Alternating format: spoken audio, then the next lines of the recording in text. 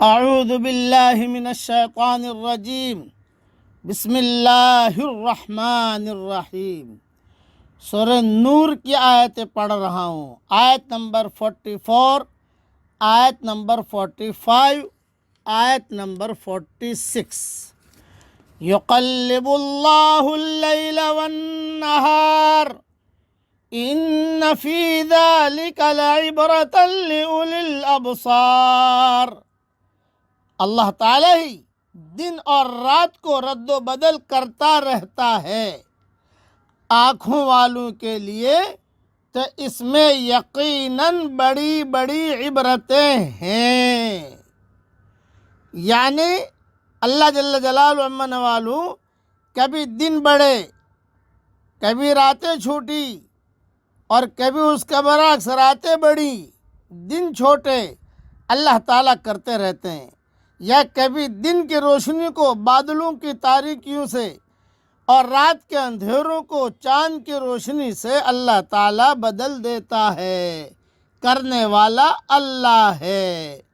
واللہ خلق کل دابۃ من ماء فمنہم من یمشی علی بطنہ ومنہم من یمشی علی رجلین وَمِنْهُمْ مَنْ يَمْشِي عَلَىٰ أَرْبَعٍ يَخْلُقُ اللَّهُ مَا يَشَاءُ إِنَّ اللَّهَ عَلَىٰ كُلِّ شَيْءٍ قَدِيرٌ۔ تمام کے تمام چلنے پھرنے والے جانداروں کو اللہ تعالیٰ ہی نے پانی سے پیدا کیا ہے۔ ان میں سے بعض تو اپنے پیٹ کے بل چلتے ہیں، بعض 2 پاؤں پر چلتے ہیں، بعض 4 پاؤں پر چلتے ہیں۔ اللہ تعالیٰ جو چاہتا ہے پیدا کرتا ہے۔ بے شک اللہ تعالیٰ ہر چیز پر قادر ہے۔ تھوڑی سی اس کی بھی تشریح سن لیجئے۔ پیٹ کے بل چلنے والے کون؟ جیسے سانپ، مچھلی اور دیگر حشرات الارض، کیڑے مکوڑے۔ 2 پاؤں پر چلنے والے کون؟ جیسے انسان اور پرندے۔ 4 پاؤں پر چلنے والے کون؟ جیسے تمام چوپائے اور دیگر حیوانات ہیں۔ پھر اللہ نے فرمایا اللہ تعالیٰ جو چاہتا ہے پیدا کرتا ہے۔ یہ اشارہ ہے اس بات کی طرف کہ بعض حیوانات ایسے بھی ہیں جو 4 سے بھی زیادہ پاؤں رکھتے ہیں، جیسے کیکڑا ہے، مکڑی اور بہت سے زمینی کیڑے۔ آگے اللہ فرماتے ہیں لَقَدْ أَنزَلْنَا آيَاتٍ مُبَيِّنَاتٍ وَاللَّهُ يَهْدِي مَن يَشَاءُ إِلَىٰ صِرَاطٍ مُسْتَقِيمٍ۔ بلا شک و شبہ ہم نے روشن اور واضح آیتیں اتار دی ہیں۔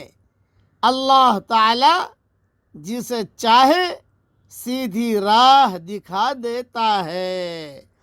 آیت مبینات سے مراد قرآن کریم ہے، جس میں ہر اس چیز کا بیان ہے جس کا تعلق انسان کے دین اور اخلاق سے ہے، جس پر اس کی فلاح و سعادت کا انحصار ہے۔ قرآن میں اللہ نے فرمایا ہے ما فرطنا فی الکتاب من شیء۔ سورہ انعام کی آیت ہے، آیت نمبر 138، آیت نمبر 38، کہ ہم نے کتاب میں کسی چیز کے بیان میں کوتاہی نہیں کی ہے۔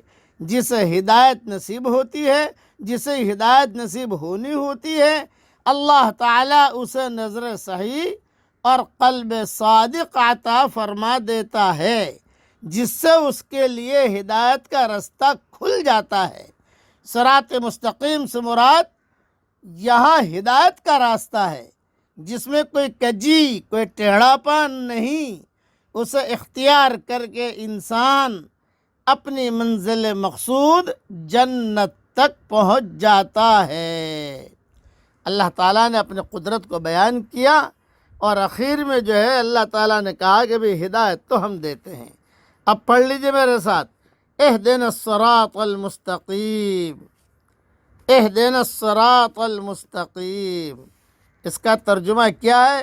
ہمارے والد صاحب رحمۃ اللہ نے بہت آسان طریقے سے سمجھاتے تھے، اے اللہ ہمیں سیدھا راستہ بتا اور سیدھا راستہ دکھلا بھی، اور اس پر چلنے کی توفیق بھی عطا فرما، اور ہمیں منزل مقصود تک پہنچا دے۔